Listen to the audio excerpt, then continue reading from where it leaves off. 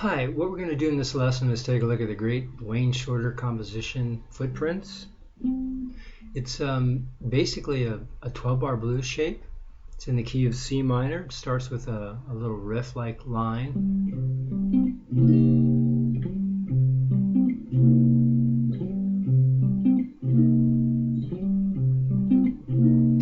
I'm playing the riff and then I'm going to a C minor 7 chord. The riff starts on the 10th fret of the 5th string, goes to the 8th fret of the 6th, back to the 10th fret of the 5th string, then up to the 10th fret of the 4th string.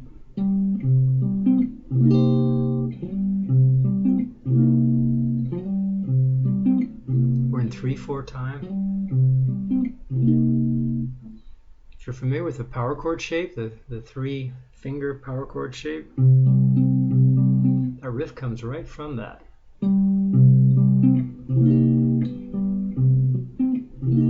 It starts with the 5th of the C, which is G, then up to the root, then back to the 5th, and then it goes to the root again an octave higher.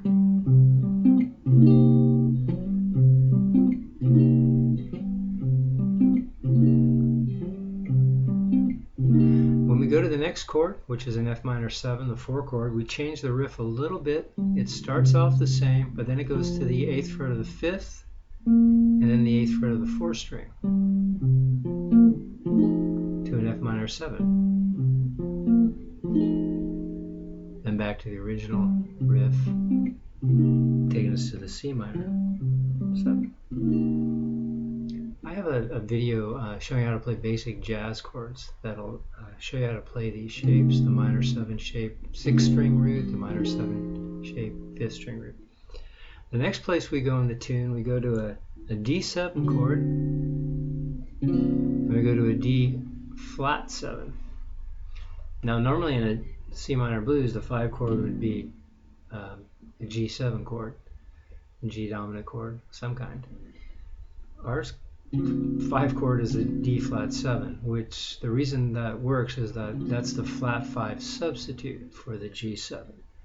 So we're using, this tune uses the flat 5 substitute for the 5 chord, which is D flat 7. So let me play through the whole sequence.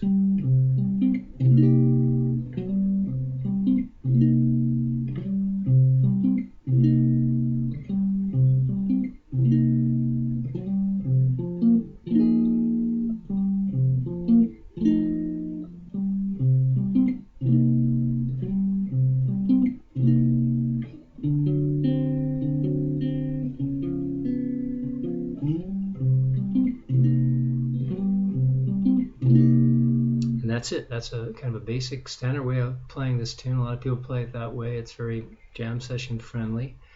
Let me show you a way now that's a little closer to the original sound. We use the same basic riff, but if you listen to that riff, it goes up to a D note. Now we can play instead of a C minor 7, we can play a C minor 9 chord and kind of get that sound.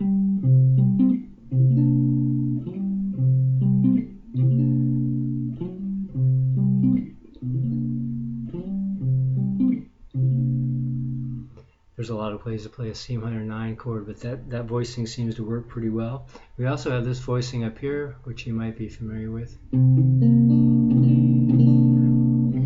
But this voicing, the 8th fret of the 6th string, 6th fret of the 5th, the 8th fret of the 4th, and then the 7th fret of the 3rd.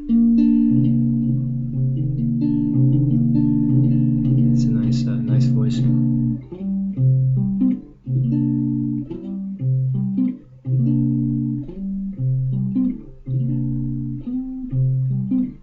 Then when we go to the next chord, we're going to use the F minor 9 shape.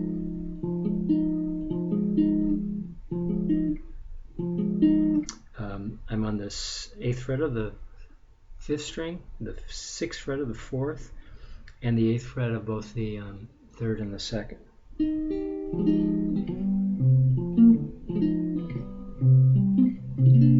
Then we go back to the C minor 9. The turnaround is different. what we're going to do in the turnaround is go to a F sharp minor 7 flat 5, a half diminished chord. Then we're going to go to F7, E7, then we're going to go to an A7 sharp 5. So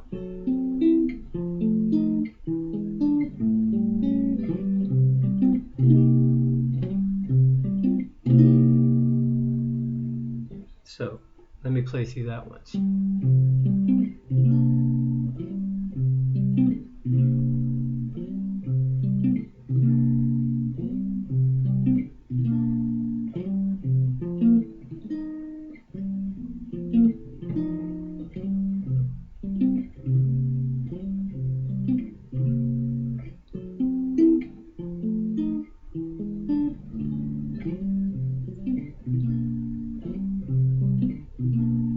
So that's, like I said, that's a little bit closer to the original.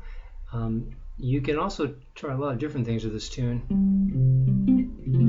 You can go to chordal shapes, play the C minor 7 with on the 8th fret of the 6th string, the 5th, the 4th, and the 3rd.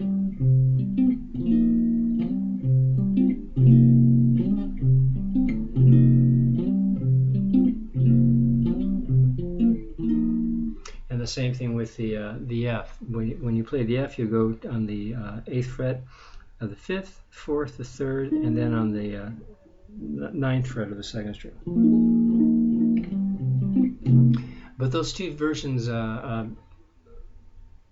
cover the tune pretty well. Like I said, that first one is used a lot in jam sessions, very kind of user-friendly, and the second one is closer to the original sound. So I hope this was a helpful lesson. Thanks very much.